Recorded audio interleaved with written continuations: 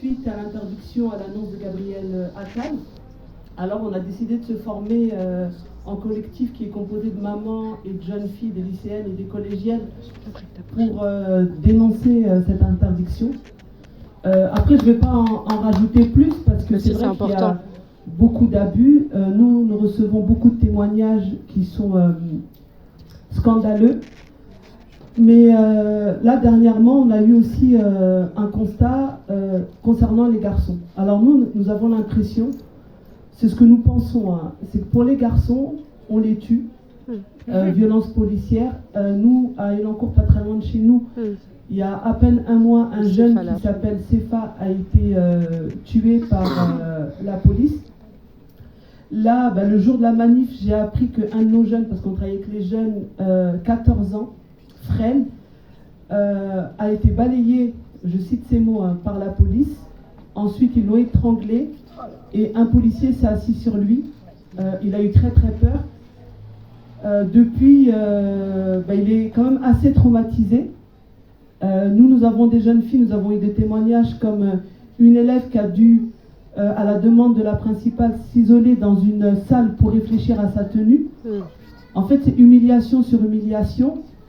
Et nous, on dénonce en fait un climat islamophobe.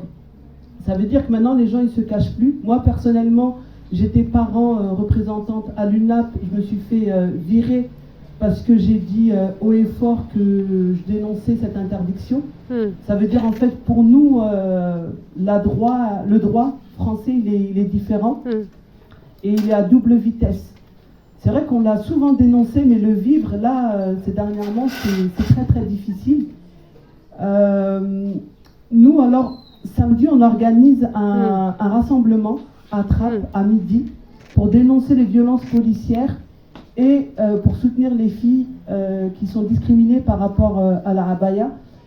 Le souci, c'est même pas uniquement la abaya. En fait, ça va être un gilet, ça va être à l'appréciation des chefs d'établissement ou des profs. Je vous dis, vraiment, j'appelle vraiment une mobilisation générale parce que ça devient dangereux et que nos vies, en tant que musulmans, en tant que citoyens de banlieue, elles ne vaut plus rien en France. Ça veut dire qu'on se permet de frapper, de violenter un jeune de 14 ans. On se permet de demander à des filles de montrer leur forme, de se déshabiller. On reçoit énormément de témoignages qui sont choquants et qui ne respectent pas les droits de l'homme. Moi, la question que je vous pose à tous, c'est pourquoi ? Parce qu'on est musulmane.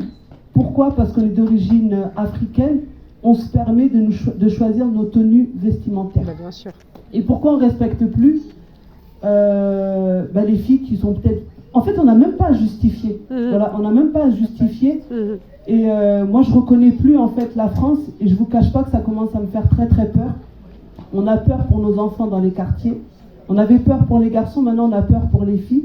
Et on est en train de détruire toute une génération et on est en train d'humilier, on va dire, une communauté. Voilà.